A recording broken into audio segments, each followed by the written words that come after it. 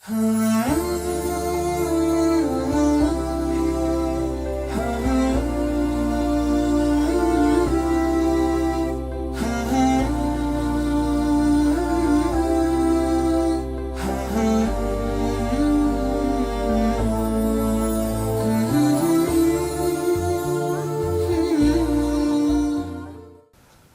dashur të rishkues, selam aleikum. Erdhi koha të takohemi sërish në një tjetër emision të drejt për drejt pas iftari.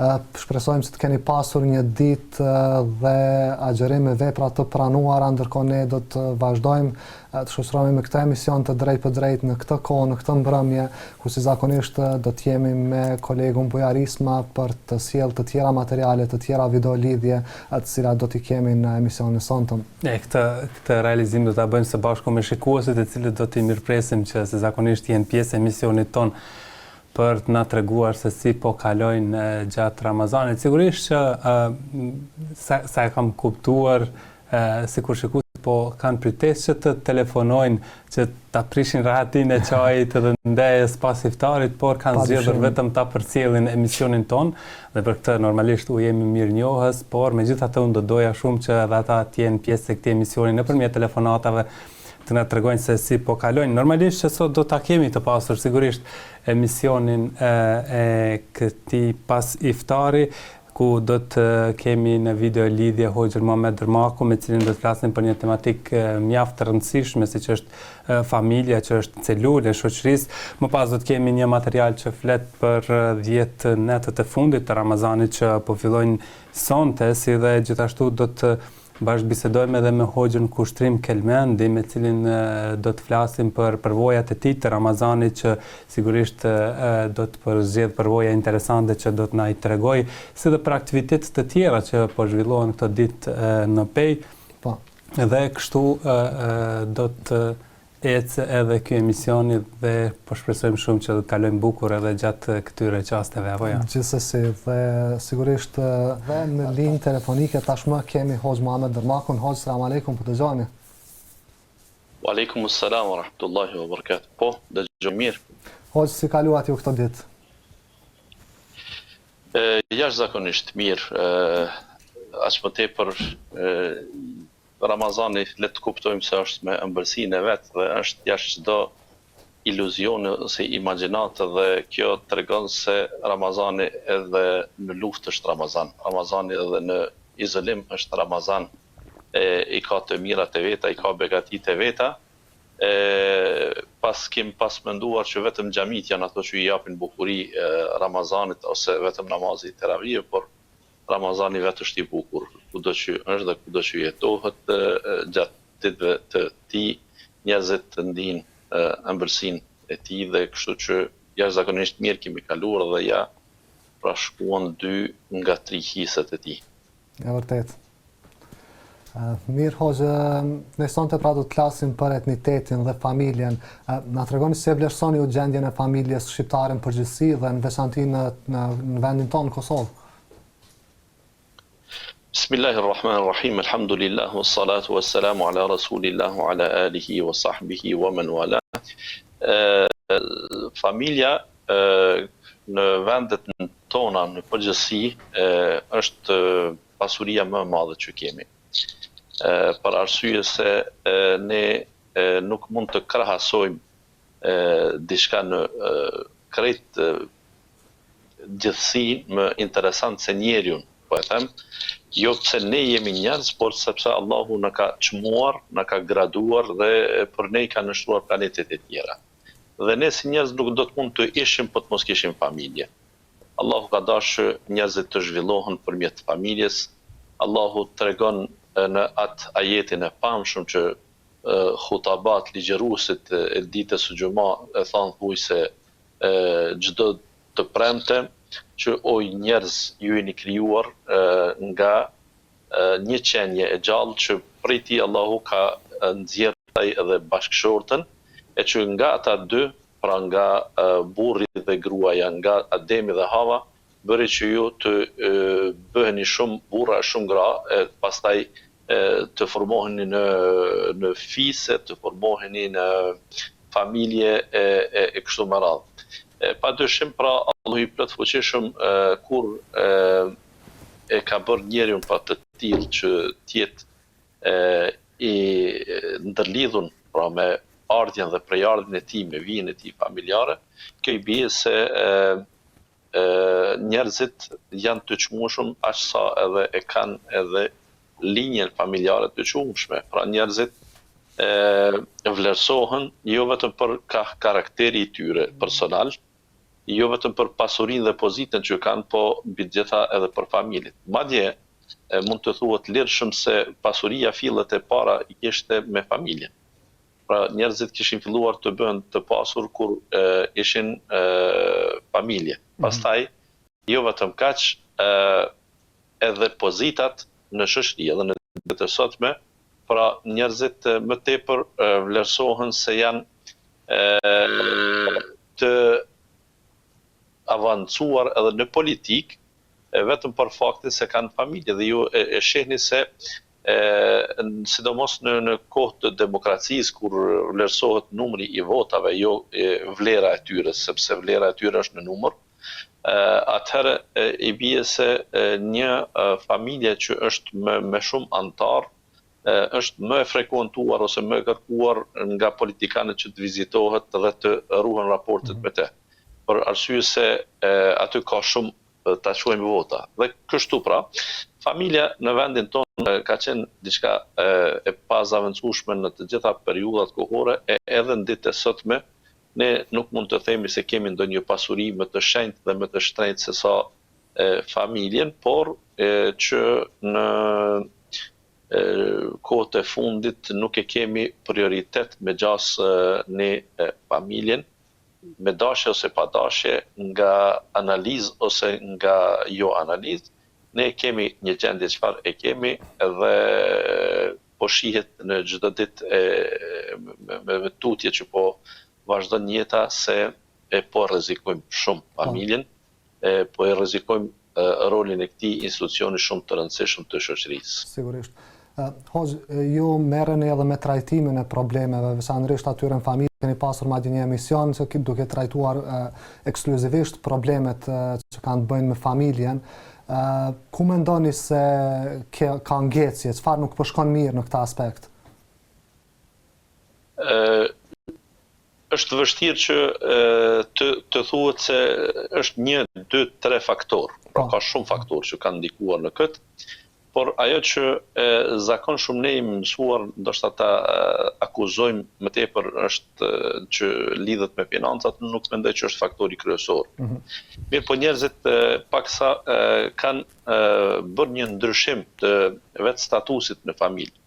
Unë mendoj se problemi esencial qëndron te mosnjohja e roleve të antarëve të familjes në familje dhe pretendimet që kanë njerëzit në këtë drejtim. Pretendimet pra nga njëherë dhe të errta, që njerëzit nga njëherë synojnë marrin më tepër rol, më tepër hapësirë në familje. Kjo i ka bërë që të zhvillohen, të lindin probleme në ato familje, pra të mos ekzistoj ajo harmonia. Pastaj, pra dikush ka marrë rol më të madh, dikush ka mbet pa rol në familje. Mund ta themi kështu? Kjo edhe në të kaluarën ka qenë e tillë, po dua të them që pretendimet vazhdojnë nga të dy anët. Në kohën e kaluar kemi pas në vendin tonë, po flas, kemi pas roli i gruas nuk ka qenë pretendues, por vetëm i burrit. Edhe gruaja ka qenë e dëgjueshme, ka qenë punëtore, ka qenë ajo që nuk ka pas mbështetje as nga familja e saj që të ngrej kryt tek burri dhe të bëj ndonjë lloj proteste për të drejtat e saj ose mos realizimin e detyrave ndaj saj, kështu më radhë. Kështu tash ne nuk e kemi këtë realitet. Unë nuk them se kjo është keq tentativa për të ndryshuar në këtë drejtim, për të marrë më shumë të drejta, pra ato që i takojnë femrës. Mirë po, në këtë drejtim pra femra nga njëherë e ka tepruar në kërkimin e të drejtave dhe rrjedhimisht familjen e kemi të rrezikuar. E kemi të rrezikuar nga shumë aspekte. E kemi të rrezikuar familjen para se të bëhet familje. Pra e kemi parandaluar krijimin e familjeve. Do kemi vonesa të martesave që janë një dukuri shumë e shfaqur në vendin tonë, që nuk ka qenë më herët. Pastaj familjet që janë ndërtuar apo sapo ndërtuar janë të rrezikuara shumë prej divorceve. Që edhe ky fenomen nuk ka qenë në këtë masë që është sot në vendin tonë. Pastaj familjet që funksionojnë ashtu që funksionojnë, disa mirë, disa shumë mirë, disa jo mirë, disa edhe keq, megjithatë nuk janë që ofrojnë shumë shoqërisë antar të familjes. Pra ai far emancipimi ta quaj i femrës pak e ka bërë që ajo më shumë ta shoh veten si një njeri i barabartë në shoqëri në kuptimin e të drejtave, pra që edhe ajo të ketë të drejtat e veta në punësim dhe gjëra të tjera të ngjashme, e më pak që të jetë ndërtuese e familjes. Dhe në këtë rrafsh, nëse femra nuk është kontribuesja kryesore për të ndërtuar familjen, atëherë ne nuk do të arrijmë ta kemi komoditetin ta quaj që familja të jetë shumë e shëndosh. Thjesht pretendimet këtu po e them pak më troç, pretendimet që gruaja të bëhet burr është problem prej problemeve kryesore që shumë djem i mban të hezitojnë dhe t'i përtojnë martesës. Dhe bjen dashur këto dyja mes vete që femra të jetë barabartë në shoqëri, të arrijë edhe ajo të punësohet, shkollohet, të arrijë një karrierë dhe në njëjtën kohë të jetë kontribuesja kryesore në familje? Apo rënojnë domosdoshmërisht njëra tjetrën, apo mund të ecin të dyja bashkë? Rënojnë për shkak se femra kur synon të bëhet në këtë drejtim e njëjtë me mashkullin, atëherë ajo do të jetë e njëjtë me mashkullin dhe në moslindje. Ndërkaq kjo jo barazi në lindje, respektivisht në produktivitet që e ka femra, nuk e ka mashkulli, tek mashkulli kjo është e lindur, jo që e ka hek dorë prej saj. Pra mashkulli nuk është që nuk don të lind fëmijë në kuptimin, por nuk mundet biologjikisht, fiziologjikisht nuk mund ta bëjë gjë të tillë. Dhe kur femra tenton që t'i marrë rolet e furnizimit, rolet e mbikëqyrjes së familjes, ajo do të detyrohet që të punësohet. Në momentin kur ajo ka dëshirë që të punësohet, nuk do mend se ajo ka për të lënë shumë detyra të tjera të familjes pa i përfunduar, dhe kjo është një handicap shumë i madh. Unë me këtë nuk dua të them, nuk bëj thirrje që femrat të mos punësohen, por po e tregoj se këtu është njëra prej pikave më kyçe të defekteve. Pastaj këtu nuk është vetëm defekti në kuptim se ajo nuk ka kohë për të lindë. Ne duhet të jemi shumë të drejt për drejt për t'i trajtuar këtë çështje. Sot mundësia për të punësuar është më e madhe në sektorin privat. Sektori privat me ligjet në fuqi nuk e ka shumë të lehtë që ta punësoj një grua e cila mbase mund të mos jetë e aftë për të punuar gjatë tërë vitit, ose ndoshta edhe me lindje të fëmijëve, pra detyrohet punëdhënësi që të paguaj për 6 muaj pagën e saj, të plot, pastaj 3 muaj me 80%, 50% në fazat e tjera, dhe ai mund të merr edhe 3 muaj tjerë pa pagesë. Kjo i bie që punëdhënësit nuk janë shumë në gjendje që ta bëjnë një gjë të tillë dhe duhet tash edhe bëhen hilet.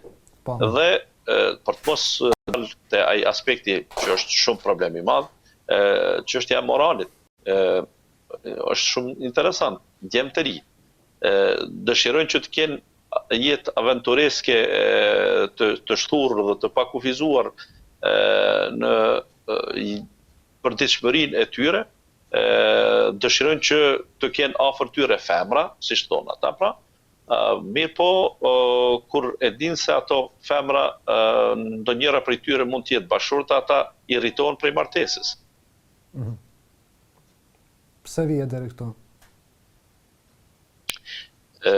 Kjo vije deri te kjo, sepse prapë këtu duhet të them edhe shturja në moral, pra është që një burr mund t'i përtoj ti vishet problemeve të martesës, të përvjel mangët e tij dhe të ballafaqohet me ato probleme. Ose nga vetë fakti një djalë i cili afër vetes mund të ketë 3-4 shoqe po e quaj, që ai rri me to, e ka shumë vështirë të vendosë me cilën të jetoj.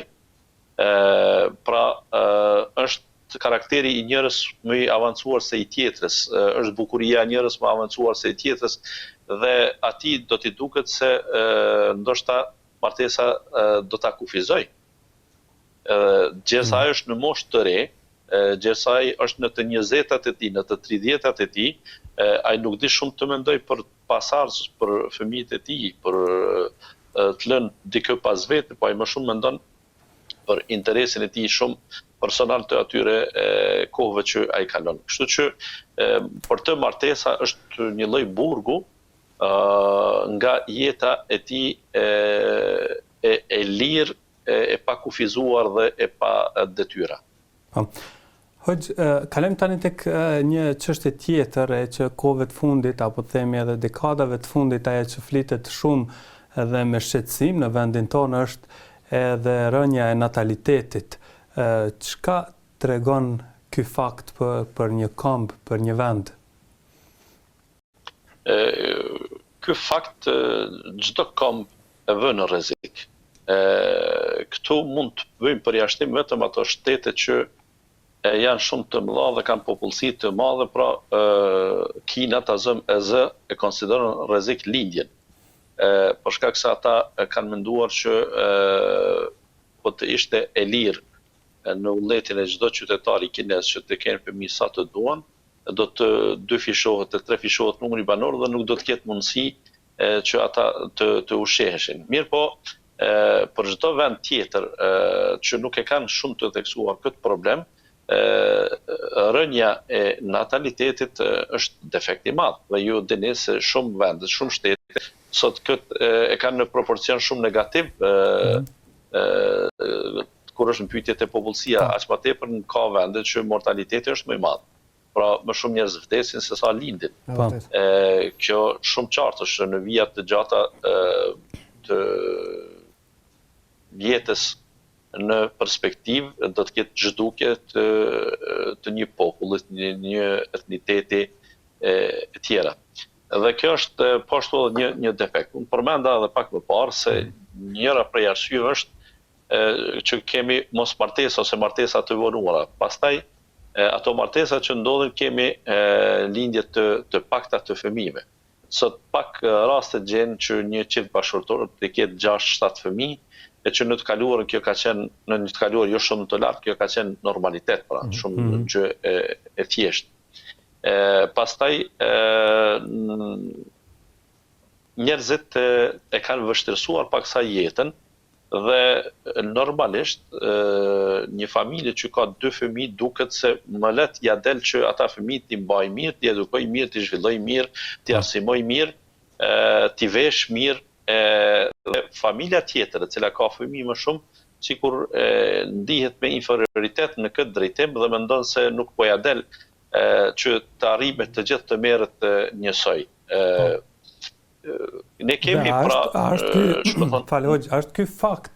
Pra njerëzit lindin më pak fëmijë për shkak të gjendjes ekonomike apo për shkak të dëshirës për një mirëqenie më të mirë për ata fëmijë. Apo ndoshta edhe paragjykohen nga shoqëria dhe cilësohen ndoshta si të prapambetur kur kanë të bëjnë me familje të mëdha ku janë disa fëmijë, siç e përmendët 5 apo më shumë fëmijë. Dhe kemi një lloj tallje me familje që janë më të mëdha për nga numri i fëmijëve sot. Të gjithë këta faktorë që i përmendet janë faktorë. Pra, frika ekziston. Fatkeqësisht njerëzit e mendojnë se çështja e rrezikut në kuptimin e fjalës arabe, jo asaj angleze, pra e furnizimit është çështje që varet shumë prej vetë duarve tona. Dhe nëse ne e mendojmë një gjë të tillë që ajo varet nga ne, atëherë kjo i bie se ne ndoshta nuk e kemi të sigurt shëndetin e shumë gjërat e tjera dhe mund t'i rrezikojmë fëmijët që të mos i ushqejmë në të ardhmen. Kështu që ata mendojnë se një familje më vogël do të menaxhohej më lehtë.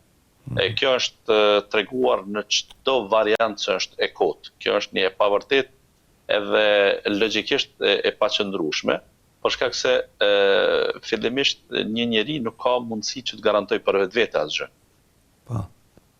Nuk ka mundësi që të garantoj pastaj as për ata 2 fëmijë që i ka. Pra kush tha ty se ti 2 fëmijë do të mund t'i furnizosh, por 7 nuk mund t'i furnizosh. E nga e morë këtë të drejtë. Pastaj ndryshimet në për kohra që kanë ndodhë, ne e shohim se Allahu Gjelle Gjelaluhu ka një urtësi shumë të madhe në këtë drejtim. Njerëzit duket se ne kur bëjmë këso parametra, bëjmë me mendje të sotme për një të ardhme të nesme të cilat nuk ka shumë faktor të asaj të ardhmes që ne nuk i dim, nuk i kem parasysh, nuk mund as t'i imagjinojmë. Për ta kuptuar këtë, unë po e them të kundërtën. Hajtë shkojmë pra në retrospektiv, mos shikojmë perspektiv, shkojmë te mas. Po t'i thuhej një gjyshit ton, i cili ka jetu para 50 viteve, dhe nuk është më në jetë, edhe t'i thuhej ati se bota do t'i ketë 7 miliard njerëz kur unë do t'jetoj, ose niprat e mi do t'jetojnë, t'i thoshte babaju jonë, për shembull. Ai ndoshta kur e ka pas problem shumë esencial se si të ngopën 7, 8, 10, 12 antar të familjes, me atë pak tokë që kanë pas, do ta kishte shumë më të pa imagjinueshme që ajo tokë të parcializohej, të ndahej në shumë vende, të lindin edhe po aq numër të fëmijëve dhe antarëve të ri të familjes dhe ata të furnizohen me atë tokë. Këtë logjika e shëndoshë asaj kohe nuk do ta thoshte. Mirë po ja që ne sot kemi rendiment të lartë në bujqësi me mënyrat e ndryshme që ndodhin në zhvillim të kësaj dhe ai gjyshi i cili nga 1 hektar i tokës mërte 1.000-1.500 kg grur, sot në variantin më të dobët merr 4.000 kg grur. Po a kanë ndryshuar standardi i jetës sot, hoxh? Allahu ka vendosur standarde që ne në këtë rast me dikush që nuk është besimtar thotë lehuj, Allahu po këtë shkenca i ka bë. Janë plerat kimike ato që shkaktojnë këtë atë. Po Allahu është shumë e vërtet që njerëzit i ka frymzuar që ata në kohën e duhur ta bëjnë ndryshimin e duhur. E çka nëse ne bujar do të kemi një të ardhme ku do të mjaftohemi me pak bukë, me pak ushqim. Dhe ne jemi në fakt të tillë edhe skrahasu me njerëzit e parë, pra shtati i Ademit alayhis salam ishte diku mbi 30 metra. Një organizëm që është një njeri i gjatë 30 metra don ushqim tjetër krahasu me ne që ne njeriu që i ka 2 metra i thojmë i gjatë dhe i thojmë ky vetëm për basketboll ka mbet. Madje edhe për punët e përditshme na duket se nuk është shumë i denj.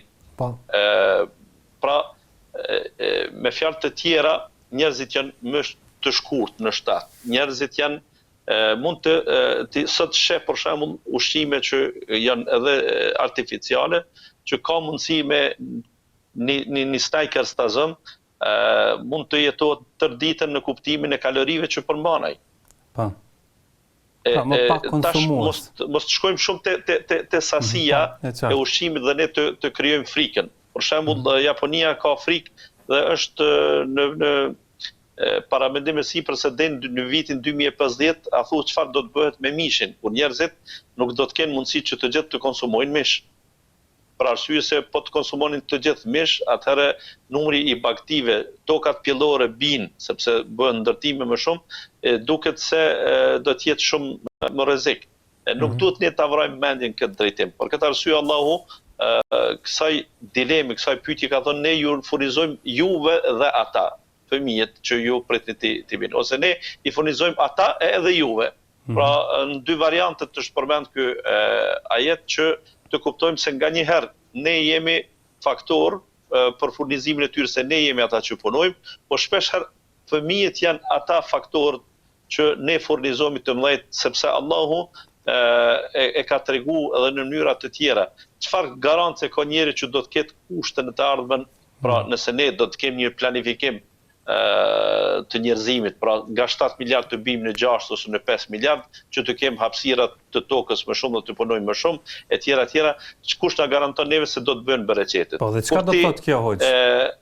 Kur ti nuk ke shans të sigurosh as dritën, as diellin, as shiun, as të rreshurat, as kushtet atmosferike të punës.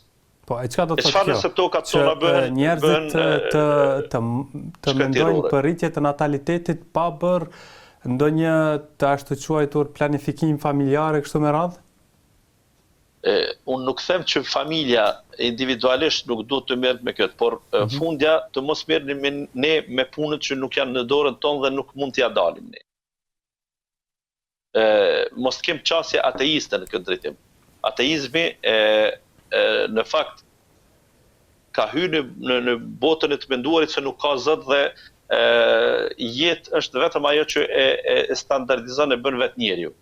Dhe rrjedhimisht ata duhet t'i bëjnë edhe planën sipas kësaj.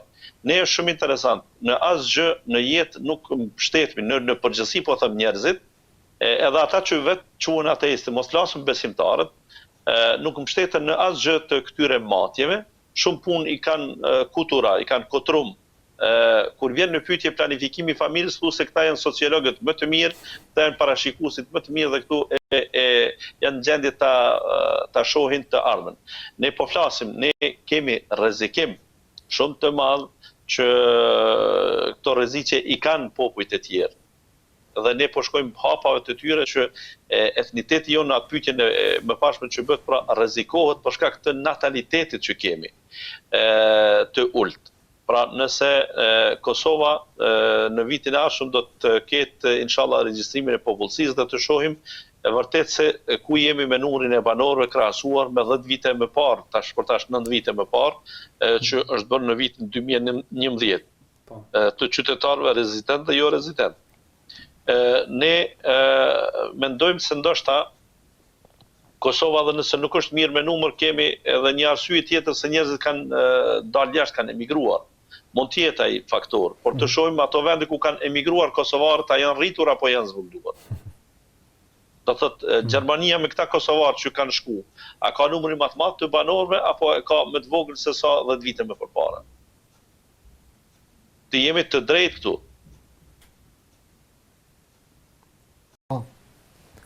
Dhe cilat ndryshime tjera vërehen në shoqërinë kosovare? Ndryshimet në këtë aspekt i vërim shumë tash që familjen tashmë nuk e shohin si mbështetjen kryesore, në anën tjetër nuk kanë zbërthyer ose nuk kanë zbuluar ndonjë alternativë tjetër përpos familjes. Megjithatë njerëzit më të dashur dhe më të afër janë familjarët. Megjithatë njerëzit që mund të mbështetesh në ditë të mira dhe ditë të këqija janë familja e ngushtë dhe familja e gjerë, mirë po investimet në këtë drejtim janë shumë të vogla. Derisa jemi këtu, pra ne mendojmë se i gjithë spektri intelektual i popullatës tonë, ata që janë udhëheqës e ata që janë edukues të popullit, duhet të merren më urgjentisht me këtë problematikë dhe të bëhen ndryshimet e nevojshme. Kur themi ndryshimet e nevojshme, për fillim po përmendin nga spektri politik, të mbështetet familja. Sigur kanë bërë shumë vendet edhe në rajon. Mos flasim pra në botën ndimore në Evropën e zhvilluar, ku çdo fëmijë që lindet pra ka stimulim edhe për prindrit edhe për fëmijën. E jo pra dikush të pikëllohet pse i ka lind një fëmijë e të mendoj se janë mbyll dyert e furrizimit, por përkundrazi të shoh në mënyrë edhe më praktike edhe ato jo nga lëmoshat e njerëzve, por të ketë një garancion që sadopak i ofron atij një mbështetje mujore që për fëmin e tij nuk ka shka të brengoset sepse ai vjen me paratë e veta ta quaj. Ju e dini se sot nëse e interviston një bashkëdhetar tonë kudo në mërgatën e jashtme, sidomos po them në Evropë, dhe ti thuhet se si ka mundësi që ti të investosh në vendin tonë, cila është paga jote atje, ai o do të thotë se punojmë më shumë se një antar i familjes jemi në punë, ose do të thotë kam fëmijë të vogël dhe kam shtesa fëminore. Që i bie pra nga shtesat fëminore njerëzit edhe mund të kursejnë para nga të ardhat që i kanë pra.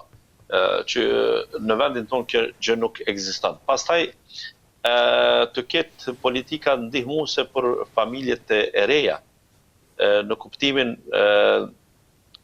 e lehtësimeve, për shembull të ndërtimeve ose të këta në ekonomi që i quajnë të kredive për ta, të ketë në mënyra organizata që ndihmojnë ndërtimin e një familje, të orientohet për shembull edhe zakati i njerëzve të familjet e varfra për t'ju ndërtuar shtëpi, jo për t'ju dhënë bukë, sepse për bukë jeni dëshmitar, njerëzit më solidar gjithmonë janë në Ramazan, mirë po edhe situata e Covidit e ka bërë të veten, tash e ki vështirë që ta gjesh një familje ku ti çosh ushqim. Për shkak se për ushqim askush nuk është duke vuajtur në ditët më të ngushta ekonomike që i kalon vendi. Sa organizatën nga brenda dhe jashtë e sheh se është angazhuar në aspektin e humanitetit. Po duhet të them pra, nëse ne do të angazhoheshim që ti thuhet një të riu se ti nëse martohesh, atë që Allahu ja ka thënë, po njerëzit jo të gjithë e marrin nga prizmi i besimit që nëse in yakunu fuqara yughnihimullahu min fadli, nëse njerëzit kur martohen kanë qenë të varfër, Allahu do t'i pasurojë ata. I dërguari sallallahu alaihi wasallam kishte bërë një provë praktike me këtë, një njeri tha unë jam shumë i varfër, tha nuk ja dal të ushqehem, i dërguari sallallahu alaihi wasallam tha martohu. Pra martesën e si faktor shumë kryesor që njerëzit të luftojnë varfërinë. E kjo në matematikat materiale, kjo nuk del ashtu. Sepse një njeri që nuk mund ta mbajë veten, i bie edhe vështirë ka që t'i mbajë dy vetë, por nuk është ashtu. Sidomos pra, burri dhe gruaja, Allahu fizikisht nuk i ka bërë të njëjtë, dhe rolet e tyre edhe në aspektin e emocioneve nuk janë të njëjta, edhe në aspektin e zhvillimit nuk janë të njëjta, edhe në aspektin e fuqisë fizike nuk janë të njëjtë. Dhe derisa ekzistojnë këto ndryshime, ato këto janë ndryshime për harmonizim të atyre roleve që së bashku të ndërtojnë familje, e jo të jetë e kundërta. Që ato role në fakt i shohin ata si diçka të vetësishme që ne kemi dallimet e tona fiziologjike dhe biologjike, por ato dallime ne nuk duhet të na ndajmë prej detyrave në jetë. Dhe kësaj të bëhet edhe burri pak grua për jetën e tij personale, edhe gruaja të bëhet shumë burr për jetën e saj personale. Kësaj pra ju e shihni pse këto ditë të izolimit patëm shumë probleme në familje. E këto probleme në familje ishin më të theksuara në botën perëndimore. Sikur do të kishin analizë të mirëfillt dhe të shpejtë të sociologëve, që ata sociologët nuk kanë për ta zbuluar ilaçin e Covidit. Nuk është punë e tyre kjo, nuk presim prej tyre të. Është mirë që të zbulojnë se cilat familje ka përplasje më shumë gjatë këtyre ditëve dhe të dalin me statistika të ndryshme. Ato gratë që kanë punuar jashtë shtëpisë dhe që janë mbyllur tash, me gjithë ata burra që kanë punuar jashtë shtëpisë dhe janë mbyllur tash, apo ato që edhe më herët kanë qenë në shtëpi. Unë personalisht, jo që e paragjykoj rezultatin, e di sakt ku është. Po. Sakt e di ku është. Edhe nga përvojat e mia personale edhe me urdhë. Dhe thatë se dini sakt ku është shkaku, cili është shkaku sipas jush? Me ta dhënë këtë rezultat pa parë hiç, pa asnjë çaj. Mirë, pa e lëmë për tjetër herë. Nuk është në rregull kjo, po kërkoni shumë. Po thirreni në atë shkak hoq, ta dim, ta njohim. Sigurisht po. Bujar gjithmonë ka qenë në rregull që hoxhën ta thirrin në iftar në Ramazan dhe aty ta shfrytëzoj rastin, ta pyesin e ta ju as çaj më mirë, as çaj të lulave, jo. S'po pini çaj, çfarë më s'po pini çaj. Bujar, nuk po mund me pi çaj se edhe ti gjatë gjithë këtyre emisioneve më ke lodh çaj ditën, çaj natën. Por tani ju po të përmend një vetë, harrova unë për pak çaste harrova, ju ktheve temës. Po nuk e harrova se e pa edhe vetë në fillim të emisionit se si i ngatrove natën e parë, 10 që i fundit. Po pra, sepse të kishte mbet çaj, nuk e la hoxha, nuk e la radhën hoxhës e krem që të ma përmend këtë farë ngatrese.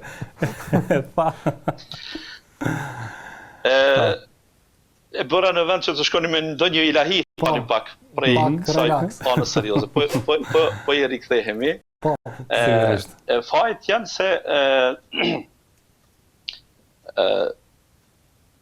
mbajni mend ju vetë këtë edhe analizoni edhe në familjet e mëhershme, sepse ne jemi fundja sot familjar, kryefamiljar, ndoshta po ne jemi edhe fëmijë të dikujt.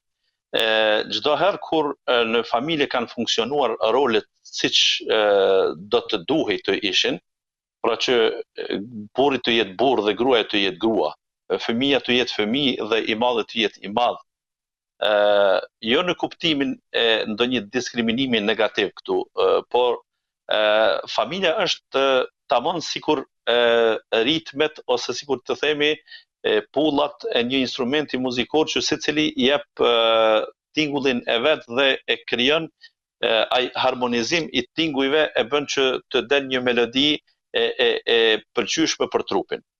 Ne po ato instrumente që kur i bie një instrumentalist i profesionalizuar që na duket se është shumë instrument i mirë dhe po jep një tingull të mirë, kur aty del në pah një jo profesionalist, e shohim sa monoton është ta kesh një instrument të tillë muzikor kur aty loz një fëmijë. Kështu pra është edhe me rolin e familje. Rolin e familje, ai zëri nga njëherë edhe i lartë i gruas, por pa pretendime të caktuara, është shumë i dëshiruar edhe si bashkëshorte edhe si nën. Ajo edhe kur vërtet për ta ruajtur pastërtinë, orendin në shtëpi, anët e shtëpisë e të tjera, por të njëjtën kohë ajo është duke bërë diçka të mirë për familjen, për shtëpinë, për anëtarët e familjes. Edhe do të ishte jashtëzakonisht diçka e mirë kur edhe në këtë shembullin humoristik të çajit ta kemi parasysh kur ti pin çaj me bashkëshortë dhe me familje ku as ti nuk ja ke zënë frymën që ti e bleve çajin dhe u shpenzove, e as ajo nuk ta ka zënë frymën që ajo përgatiti dhe u lodh. Pra të dy të pini çaj në mënyrë sa më të duhur. Në momentin kur ajo përmend vetëm punën dhe lodhjen e saj, atëherë ty të detyron që të numërosh edhe ti lodhjet e tua jashtë, që për të ardhur deri te ai çaj që pini, është dashur që ta durosh një shef dikun jashtë, të bësh punë të rëndë, të maltretohesh në përzyre anej e këndej, dhe derisa të vish te një vend i punës ta zëm, nëse ti këtë e bën me përtesë ta zëm, do të vije deri te ai momenti që edhe gruaja se edhe unë dua pra që të punoj që ta kem një dinar afër vetes. Mbajni mend se sa herë një grua kërkon nga nevoja që të ketë para të veta kur ajo është e martuar, ajo në një mënyrë apo tjetër është duke thënë diçka për mos sigurinë e saj. Ajo është duke fol diçka për një të ardhme pa ty o bashkëshort, pa ty o burr. Ajo don të thotë në variantin më të mirë të mundshëm, më të lehtë të mundshëm, ajo dëshiron të përgatitet në rast se ti vdes. Por gratë janë të pakta ato që mendojnë se burrat i vdesin, nënat janë ato që friksohen se mos po bie në ndonjë humner ose në ndonjë kanal djali i tyre, gruaja mendon se mos po rritet ai shumë, mos po zhvillohet ai shumë, dhe për këtë arsye është thënë në të kaluarën të gjetë çka ta mendon gruaja, mos gjetë që ta mendon nëna. Pra gruaja në këtë rast, sigur më shumë e prejudikon ndarjen, dhe ajo dëshiron që të ketë një stabilitet ekonomik që në rast se ndahet me ty të mos varet prej askujt, sepse nesër ajo nuk e ka babën në gjendje, ose e ka pensioner, ose nuk e ka parë në jetë, nuk guxon të mbështetet në vëllezër dhe kunatat e saj, dhe ajo dëshiron që ta ketë këtë pavarësi. Kur e ka pavarësinë, pastaj e ka më të lehtë që të mos e duroj burrin. Dhe ky mosdurim, pra, në këtë rrafsh e bën që femra pastaj të mos jetë shumë në gjendje të jetë e mbyllur, të rri e mbyllur, krahasu pra me jetën e saj që ka pas të hapur që ajo të dalë në punë. Kur ti i thu se je në karantinë, ajo tash prapton shtëpinë. Edhe burri shpeshherë mund të jetë i tillë që nuk është mësuar që të bëj jetë me familjen e tij, sepse ashtu kështu kanë qenë të ndarë dhe sikur ata njëri dhe tjetri e komplimentojnë njëri tjetrin për veshjen e tyre që po e bëjnë, sepse po dalin jashtë shtëpisë, që i bie zbukurim për të tjerët. Ata të tillë e kanë edhe përgatitjen profesionale. Përgatitja profesionale, pra shkollimi, avancimi, është diçka e mirë po duhet ta dimë se atë produkt të punës që do ta bëj gruaja nuk është që e merr burri, por do ta merr një punëdhënës i asaj gruaje, që ajo në shikim parë nuk duket të keqe, mirë po punëdhënësi mund të ketë nganjëherë ndërhyrje në të drejtat e bashortit tek ajo grua, sepse ai thjesht e don që ajo të jetë punëtore e barabartë, të ketë 8 orë punë. Ka 8 orë punë dhe nuk ka mëshirë në këtë drejtim, nuk ka për të ditë. Allahu e ka parapaqur gruaja mund të pushojë nga namazi ndonjëherë. Ndërkaq punëdhënësi nuk e ka parapaqur gruaja në ato ditë të mos vinë në punë. Kështu që ka ndërlikim fakt, ka ndërhyrje të drejtave dhe këta burra tash nuk janë në gjendje krejtësisht që të jenë duar krysh ndaj këtyre grave që më tepër i kushtojnë rëndësi dhe peshë jetës jashtë familjes se sa në familje. Dhe imagjino, pastaj çka bëhet me fëmijët? Ata fëmijët ose do t'i çojnë në qerdhe, dhe për t'i çuar në qerdhe, paga që e merr ajo grua nuk duron që të paguhet më shumë se për 1 ose 2 fëmijë. Kështu që ata nëse mendohet një grua që të punojë dhe ajo të ketë 4-5 fëmijë, i bie që ata punojnë me humbje. Ndërkaq të imagjinohet që ajo të kthehet në shtëpi për t'i edukuar ata 4-5 fëmijë, tu kris kiameti. Po, dhe hoxha thatë se me gjatë familja ka pësuar ndryshime. Është e pritshme që të ketë ndryshime pra në familje dhe sa është e prekur familja kosovare, a ndryshon lehtë familja kosovare në këto ndryshime që pësojnë ko pas kohë?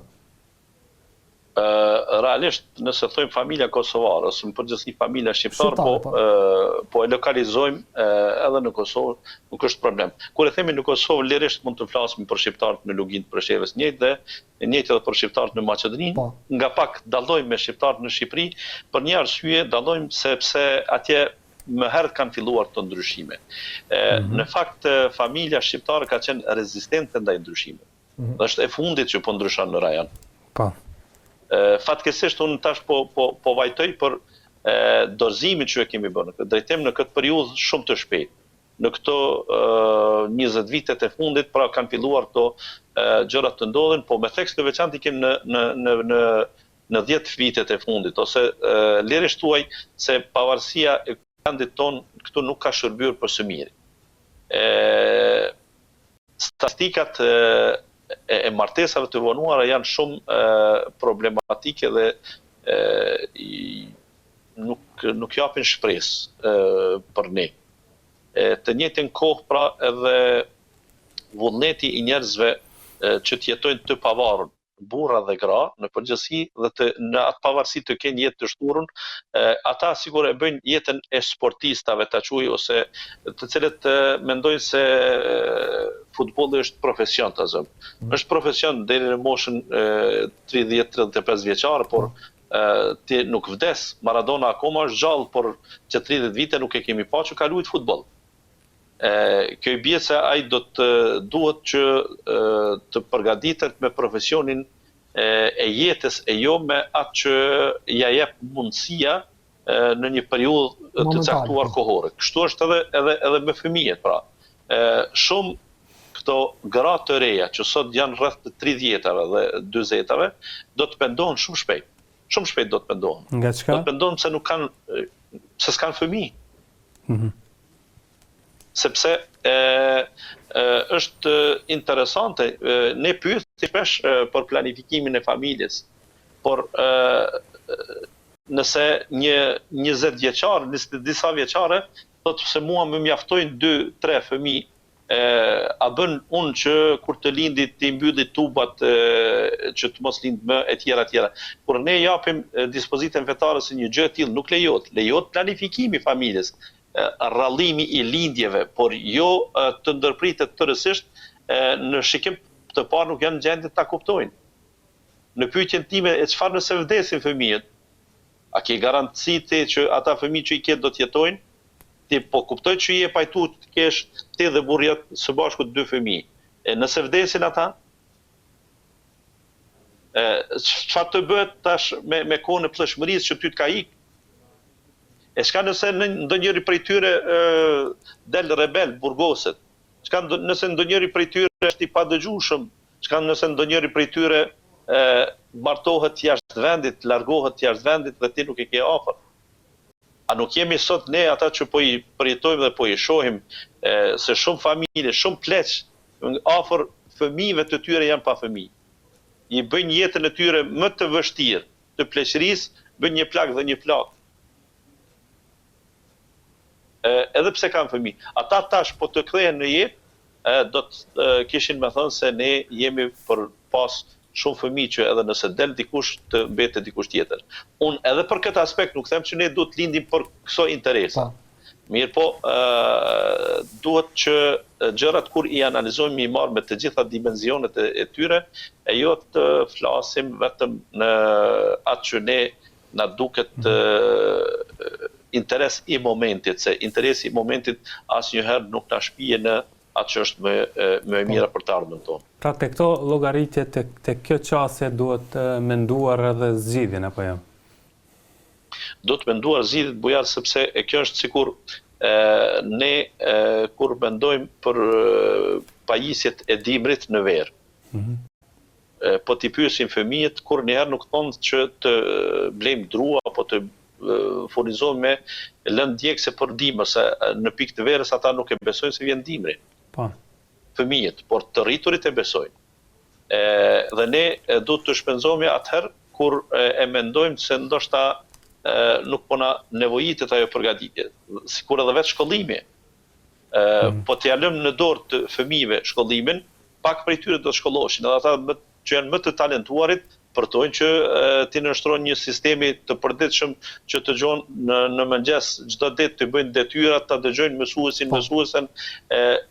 ata nuk do ta bëjnë gjë të tillë, por ne nuk guxojmë t'i pyesim ata.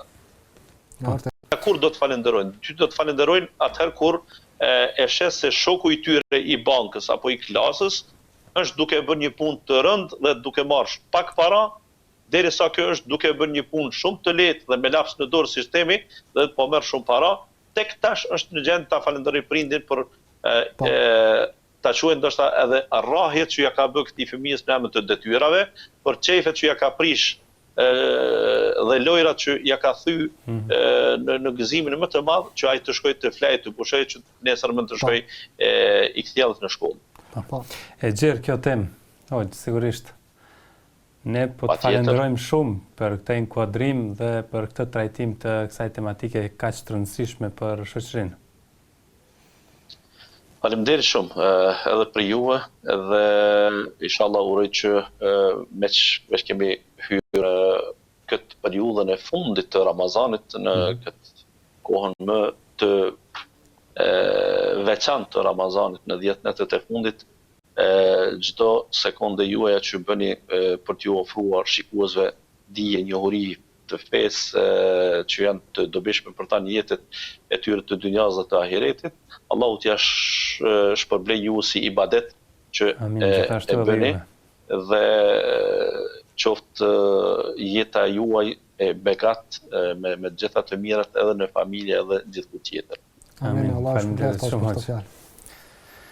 Ishte pra ky hoqë Muhamed Dërmaku, me cilin biseduam për këtë temë kaq të rëndësishme, çka u vëre shumë dhe që është më rëndësi është problemi i martesave të vonshme, pra të mos vënohen martesa, të mos kemi frikë nga shtimi i natalitetit, një prej faktorëve të tjerë që duhet t'i kemi parasysh në mënyrë që të ruajt mbar shoqëria jonë.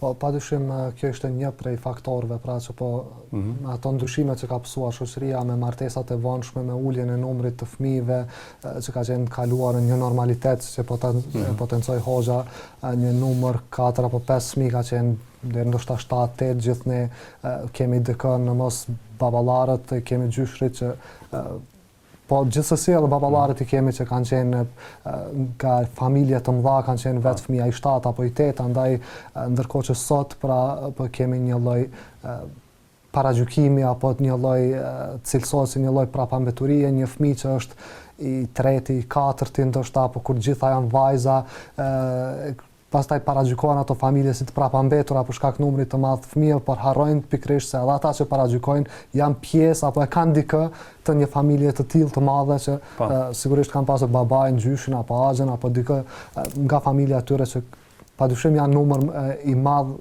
jo në të kaluarën e largët, por në ato të afërtën sigurisht kanë pasur dikë me familje numër të madh të anëtarëve, andaj këto ishin disa prej atyre çështjeve të cilat po ndikojnë në familjen e sotme, të mos flasim që nuk arritëm të flasim për emigrimin, se sa ka ndikuar ajo në përmend vetëm shkurtimisht kjo problematikë. Gjithsesi do të duhet ishte ndoshta edhe temë veçantë emigrimi që është bërë si lloj trendi, që është bërë si zgjidhja e vetme që njerëzit të shohin për të dalur nga kriza, për të dalur nga problemet dhe edhe fatkeqësisht ndonjëherë kemi parë se edhe kur kanë mundësi të mira materiale, ata sërish janë obsesionuar me daljen jashtë vendit për të kërkuar një të ardhme më të mirë.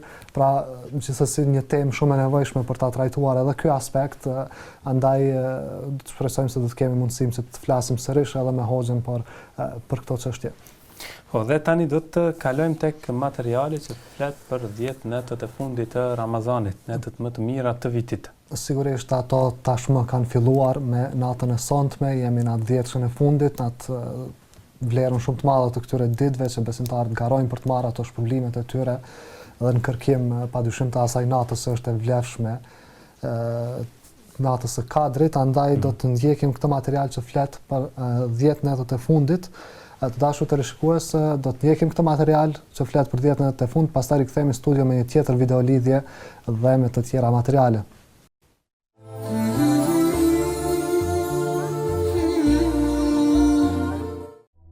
10 netët e fundit të Ramazanit.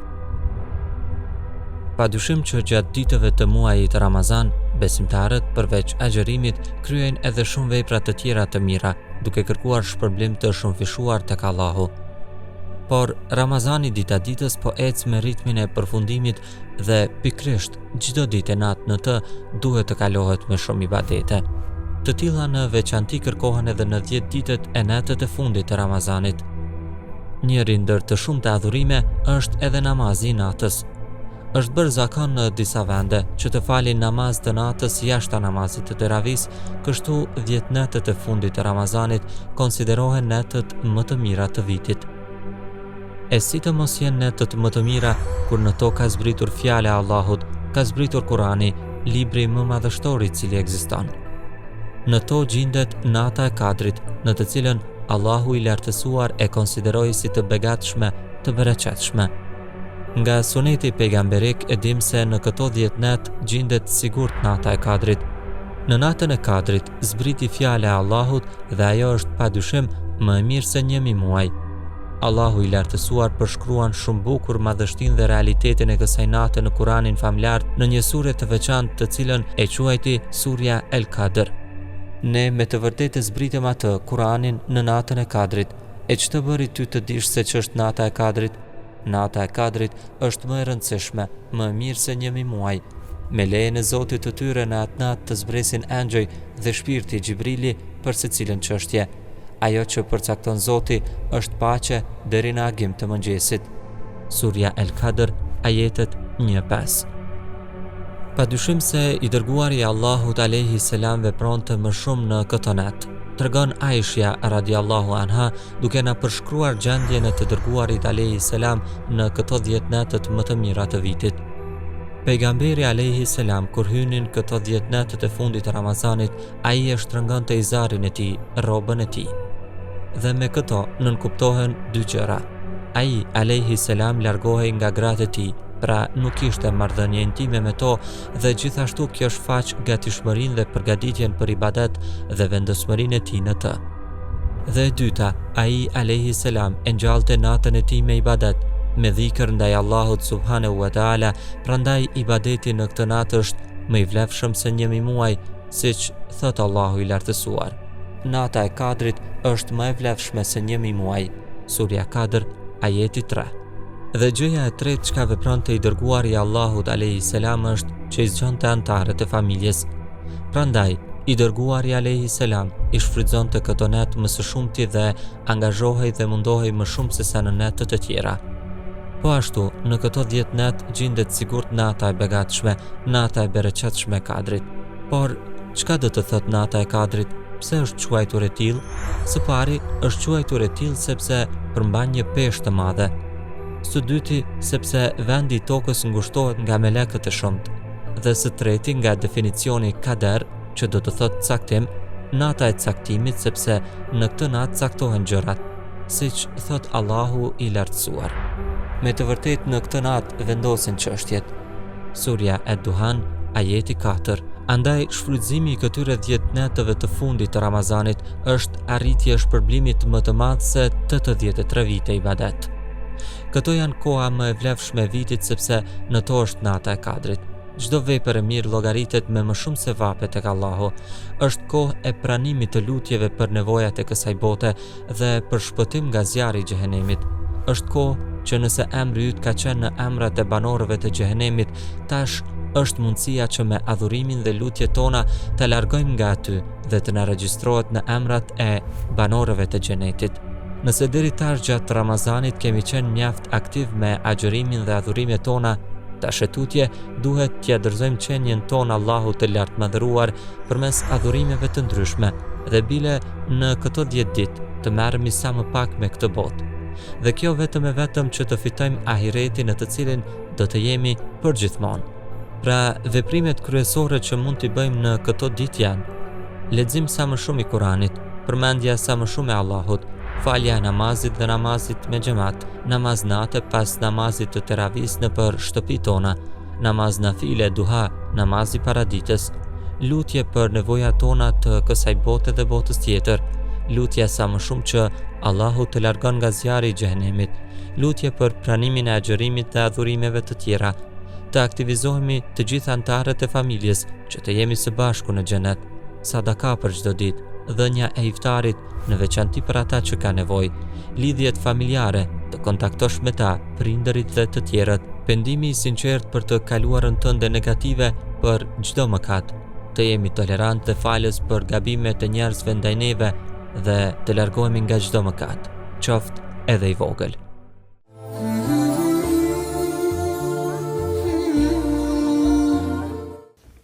Jemi rikthyer të dashur miq për të vazhduar tutje me misionin pas iftarit. Në vazhdim do të kemi një bisedë tjetër, do të flasim me Hoxhën Kushtrim Kelmendi nga Peja. Hoxh, po dëgjojmë?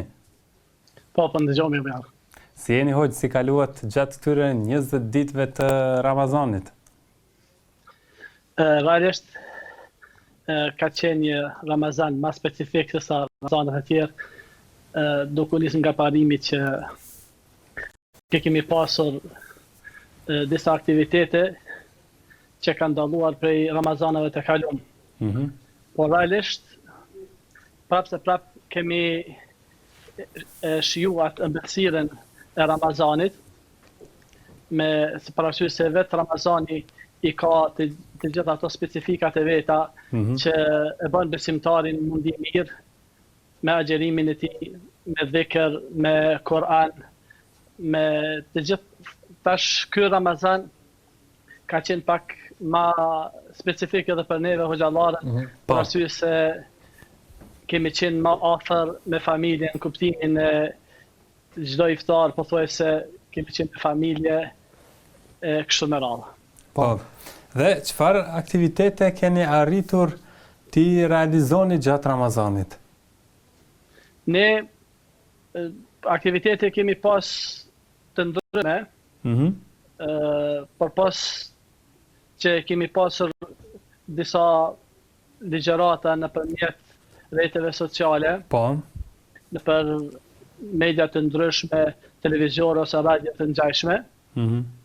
Po unë personalisht për veti i kam pasur disa aktivitete të natyrës së humanizmit, për arsye se jemi në kuadër të stafit të Bereqetit, shoqatës Bereqetit në dekën e Pej, Po. ku realisht kemi qenë shumë të organizuar me disa aktivitete. Ne kemi këtu në Pej, kemi kuzhinën popullore, Po. ku çdo natë i kemi ushtruar iftar për kategorinë të varfërve në qytetin tonë, ku kryesisht janë ushqyer prej 200 deri në 250 shuajtje të ngrata praktikisht të iftarit. Edhe njëkohësisht kemi pas aktivitetet e tjera të shpërndamit të pakos e të ngjashme. Po. Hoxha përmend se keni shpërndar ndihma të ndryshme në kuzhinën popullore, janë ushqyer 250 vet iftar, 250 shujta. Si është gjendja në këtë aspekt në qytetin e Pejës? Po, sikur që gjitha qytetet e tjera, edhe qytetin tonë ka njerëz të varfër, po realisht kjo pandemia e ka edhe ajo stresi njerëz të cilët e patën padyshim që e bëri që njerëzit të janë më të prekshëm, edhe të kenë një stres të madh, edhe kështu që njerëzit kishin nevojë që më shumë t'ju ndihmonin. Dhe kjo bëri që ne të rrisim aktivitetin ton, edhe i falenderojmë të gjithë donatorët, sikur të mbrëmshëm edhe ata të jashtëm nga diaspora, të cilët asnjëherë nuk hezituan që të na përkrahin në aktivitetet tona dhe na u kanë gjindur në çdo kërkesë të cilën ne kemi pasur që t'i ndihmojmë të varfrit tonë në qytetin tonë. Po, mirë, sa ka bashkëpunim hoqë në këta aspekt, sa ka t'interesuar, e përmendë diasporën, për sa ka t'interesuar edhe brenda në qytetin e Pejës njerëzit apo bizneset që të bashkëpunojnë, të ndihmojnë, të solidarizohen me të varfrit, me njerëzit nevojë, jo vetëm në atë aspektin e ushqimit, por edhe të ndoshta të largimit të brengave të tyre kështu me radhë. Po ne kemi bashkëpunim shumë të mirë me biznesin e qytetit tonë dhe bashkëpunimi është shumë real dhe korrekt dhe në vazhdimsi ata na i përkrajnë të gjitha ato aktivitetet tona. Dhe padyshim se kjo lidhshmëri ka bërë që, numri i aktiviteteve të jetë më i madh dhe të jetë më funksional edhe të jetë sa më afër qytetarëve, edhe kështu që jo vetëm se në atë aspektin e ushqimit, po edhe në aspektet e tjera, të gjithë këta biznesmen në mënyrë apo tjetër janë munduar që na kanë përgjigjur që t'i përgjigjen kërkesave tona që ne sa më shumë t'i ndihmojmë të varfrit e qytetit tonë. Po. Dhe me këtë punë vazhdoni edhe më tej, sigurisht. Do doja hoqë tani të dalim tek një çështje tjetër, tek periudha e Ramazanit dhe përvoja tuaja me këtë muaj të bekuar gjatë këtyre viteve dhe gjatë prej kohës kur keni filluar edhe të merrni me çështjen e imamllëkut, keni shërbyer si imam edhe në paroda edhe para luftës e kështu me radhë. Çka mund të na tregoni në këtë drejtim? Ne kemi qenë në medrese në vitin 92-96 dhe në kohën e para luftës ka qenë traditë, sidomos në regionin e Dugazhinit, që çdo fshat të organizon gjatë muajit të shenjtë të Ramazanit, të merr një imam, ka thënë imam Ramazani, dhe ku medreseja i ka organizuar nxënësat e vet dhe i ka angazhuar në çdo fshat të cilët faktikisht kanë dashur që të falin namazin e Taravis, por edhe aktivitetet e tjera të cilat lidhen me muajin e shenjtë të Ramazanit. Unë mas pari kam qenë imam në një fshat të afër bajës të Peje që i thonë Orabërd. Aty kam qenë 2 vite, 95 dhe 96, edhe kjo ka qenë përvoja ime e parë si imam.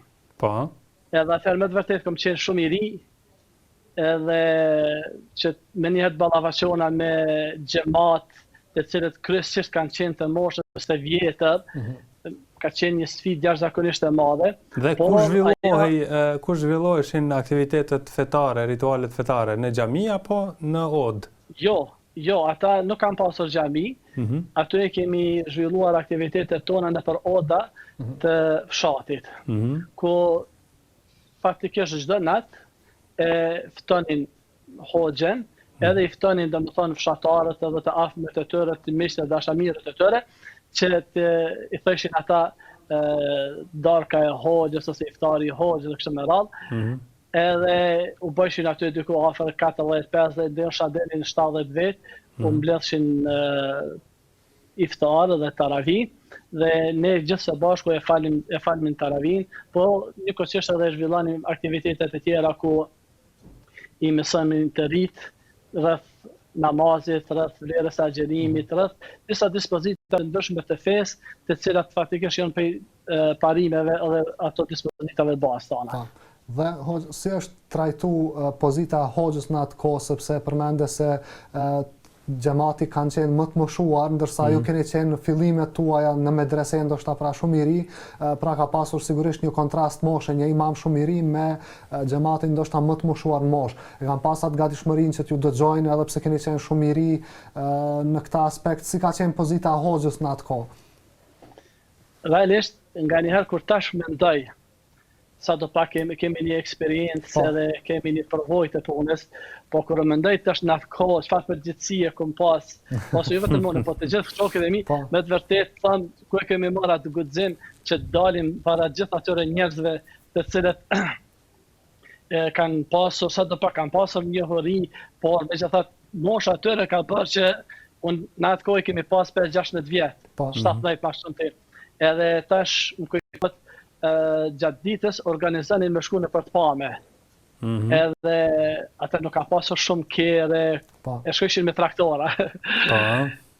Edhe bëshin ka 3-4 traktora, plot njerëz unë bëshin, nese hoxhën si hoxh, ja organizeshin me shku me një kër, jo në traktor, për shkak të respektit, edhe pse ishim shumë të ri, edhe tash para mendoj një djalë i ri, 15 vjet, 16 vjet, me ju pri njerëzve shumë të më shumë, me eksperiencë shumë të madhe, që ishin njerëz që faktikisht ishin njerëz që kishin pajtuar gjatë, ishin njerëz që kishin megjithatë profileve të ndryshme, me shumë përvoja jetësore, po. Me përvoja shumë të mëdha, ndërsa një djalë i ri 5-16 vjeçar ose 17 vjeçar më u pri edhe me shku në Krishnash në pame. Pra ky ka qenë autoriteti i hoxhës në atë kohë. Pra respektoi autoriteti i hoxhës.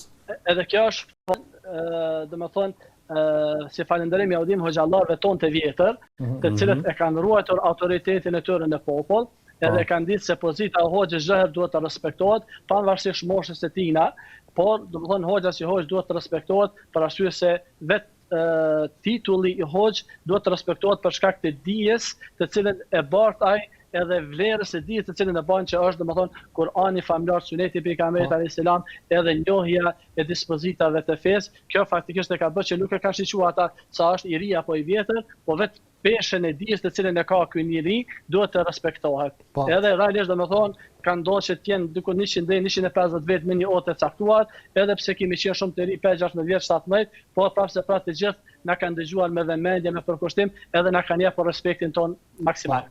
Dhe kishit trem hoxh ndonjëherë që t'u prini gjithë atyre personave me një moshë aq 3-5-16 vjeçare, veçanërisht nëse gaboni si do të pritej ai gabim nga ata njerëz me përvojë të jashtëzakonshme jetësore. Na ka ndodhur që edhe të gabojmë ose gabime, ndoshta të thoja teknike, por prapse ata me mirësitë e tyre kanë ditë që na mësojnë si më të vjetër, na korrigjojnë, na udhëzojnë besa, për arsye se ndoshta ne si të rinj, ndoshta nuk kemi ditë mirë që të qëndrojmë si të rinj në të pame. Unë, për shembull, kur kam shkuar vitin e parë, unë risha shumë me 3. Po. Edhe mbas kohës i kindis dersha me 3 që të rreshim, edhe një ditë për ditë ju thash 3-ve, hajde të marrim plym pak futboll, se kom qef e du sportin. Edhe kur në ardh plesht, edhe më kanë pa pe i kindis dhe akşam nuk më kanë fol hiç. Hoxha, të lujt futboll. Ja, qysh është mundur që hoxha me dy futboll. Edhe unë mundoha me spjegu, më thonë se dhe në medrese i kena fushat e sportit, edhe profesorat, më thonë, dujnë me neve, në mësojnë që, më thonë, edhe feja në mësojnë që duhet mirimi me sport, nuk duhet që i njështë të mbyllë dhe kështë me radhë, po prapë se prapë ata të kishin bindjen e vetë, nuk ban hoxha me lujt, për arsye se nuk të shërom që hoxha i fshatit tonë, përmendet po luj kemi fëmijë në futboll. Dhe tani shkoj mendja mu me vazhdu me futboll ditën tjetër. Ja, i kom respektu. Ja, mo nuk një kom lut, mo edhe i kom respektu, kështu që sa kom dhe mo nuk kom lut. Dhe pastaj viteve tjera shkuat sërish në të fshat apo në ndonjë fshat tjetër? Ja, 2 vite kom shku, domethënë në njëjtin fshat. Pastaj shkova në studime në Jordani, pastaj në Medine. Tani një periudhë tjetër, një Ramazan ndryshe, sigurisht. Po do të thoya se ai ka gjitha Ramazaneve është koha kur kemi jetuar në Medine. Për arsye se atje Muhamed e pejgamberit alayhis salam bëhet jashtëzakonisht organizimi mirë i Ramazanit, e iftareve, taravijave dhe kështu me radhë. Kështu që do të thoya se ato vite nuk përsëriten, për arsye se janë vitet më të mira, po flasim kuptimin e Ramazanit edhe afërsisë tonë me Allah subhanahu wa taala, me Kur'anin, me namazin e kështu me radhë. Kështu që Medinja është diçka e papërshkuar. Po, sigurisht, hoq, do doja të riktheheshim edhe një herë te përvojat e kaluara me Ramazanat, ndoshta që keni shërbyer si i kemi merak në ngjarje të interesante hoq. Si imamiri në fshatra të ndryshme, cilat kanë qenë sfidat hoq janë përballë atëherë xhamati besimtarët e asaj kohe, duke pas parasysh se ka qenë pra kohë tjetër e një regjimi, një poshtuesi, cilat kanë qenë këto sfida, botkuptimet e besimtarëve rreth fesë, apo ka pas ndoshta një vullnet më të madh të hekur për ta mësuar fen, ndoshta kjo i ka bërë puna e regjimit i ka bërë akoma më shumë të shtojnë vullnetin për ta mësuar fen. Unë tregova se kur kam qenë në fshatin, po flas për Ramazan në Orabet, aty kanë qenë disa burra do pleq që kanë qenë kryesisht namazli. Po. Edhe ata shumë më kanë ndihmu edhe më kanë përkra që unë të gjithë atë dijen të thëmë edhe mos të kenë frikë para shkujna, për arsye se njerëz të cilët edhe ndoshta kanë pasur botkuptimet e tjera, edhe ka pasur, domethënë që kanë pasur debate të ndryshme me njerëz të cilët faktikisht nuk kanë pasur bindjet e mira rreth fesë, por nuk guxonin për shkak të autoritetit të pleqve, nuk guxonin që të flisnin. Ose Zoti na rrit, nuk viken shprehje që dikush me kundërshtu hoqen. Për arsye se mund të dikush me thonë tani fjalë, por pasojat për ata kanë qenë shumë të mëdha, për arsye se pleqt ndoshta edhe e largojshin pe odës, më thonë ti nuk je këtu që me kundërshtu hoxhen, ti nuk je ai i cili faktikisht më mësu hoxhen, i kemi tash hoxhallar të ri, të arsimum, edhe kështu me radhë. Po prapë se ka pasur sfida, po sfida më e madhe ka qenë për arsye se ne kemi qenë atë në regjimin e Serboslav, edhe organizimi i taravive ka qenë pak sfidë, për arsye se çka janë këto tobime, çka janë këto ndeja, çka flitet e kështu me radhë, po prapë se prapë lejen Allah subhanahu wa taala, Zoti jep ke bereqet edhe mirësi, kështu që i te kalojnë me çete gjitha. Po, sigurisht. Dhe hoxh, faleminderit shumë për këtë inkuadrim, për këtë bisedë, për këtë ngjarje që na i tregove. Allah shpërblet. Të shkurta jon, po prapë se prapë vetëm se ski e vogël. Sigurisht kënaqësinë. Faleminderit shumë. Allah ju shpërblet. Shpresojmë që të kaloni bukur edhe gjatë këtyre ditëve të mbetura të Ramazanit. Faleminderit për juve, Allah ju nderoft juve. Kështu që shpresoj nga momenti që të gjithë besimtarëve të besimit islam këtë 10 ditën e fundit që urojmë edhe të këshillojmë që të shfrytëzojmë maksimalisht me ibadet e me lutje, që dëshiron Allah subhanahu wa taala të arrijmë natën e madhe të Kadrit. Amin. Faleminderit. Ishte pra hoxha kushtrim kelmendin nga peja që në solli një përvojë tjetër me Ramazanin, sidomos ato kohë të para luftës kur kanë shërbyer si imam dhe kryesisht kanë shërbyer në për oda. Ajo që më la përshtypje është se vazhdimisht jo vetëm nga kjo bisedë dhe bisedet e tjera të xhallarëve që përmendin për autoritetin që kishte hoxha ka edhe tani normalisht tek xhamati edhe për krahjen që kishte hoxha, sidomos hoxhallarët të rinj, të cilët nëse kanë hasur në ndonjë vështirësi më të moshuarit i kanë këshilluar se si duhet vepruar në rrethana të caktuara për të menaxhuar ndonjë situatë. Normalisht edhe këto momente të tjera gazmore që tregojnë janë mjaft interesante.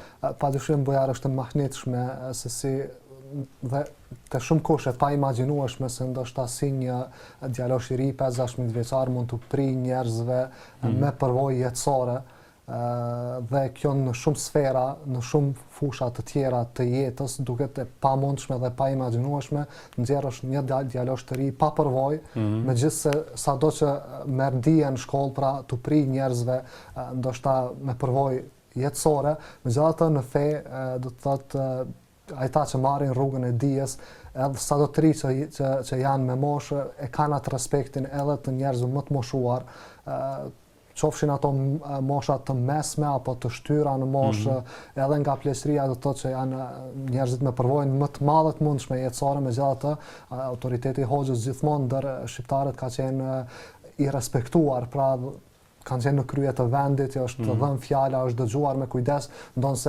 ata të moshuar ndoshta kanë pasur njohuri për ato që po flet. Por i kanë njohur kompetencat, kanë ditur sigurisht kanë respektuar këtë autoritet, veçanërisht përmendi edhe hoxha që ndoshta edhe ajo koha e regjimit serb i ka bërë njerëz më të bashkuar, më të unifikuar, ka shtuar vullnetin që njerëzit të mësojnë fenë, në atë kohë sigurisht ka qenë edhe feja ndoshta edhe nëse nuk e kanë praktikuar gjithë fenë, ka qenë pjesë e identitetit të shqiptarëve që janë dalluar nga serbët, apo siç vazhdon të jetë edhe në ditët e sotme në Maqedoni ku identiteti i shqiptarëve pikërisht dallohet përmes fesë islame, pra edhe ata që nuk e praktikojnë e mbrojnë me fanatizëm dhe me shumë në mënyrë të zjarrtë e mbrojnë fenë, sepse është identiteti vetë shqiptarëve, padyshim. Sigurisht.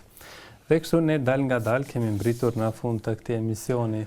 Kaloj shpejt edhe kjo ditë, bëjar tashmë pra hym në 10-shën e fundit dhe do të jetë interesante që edhe ditët e tjera të kemi video lidhje të ndryshme për të parë, për diskutuar tema të ndryshme, ndoshta edhe për këto 10-shën e fundit, sigurisht për dalur sa më mirë gjatë këtij muaji të bekuar të Ramazanit dhe kështu arritëm edhe në fund të emisionit sotëm.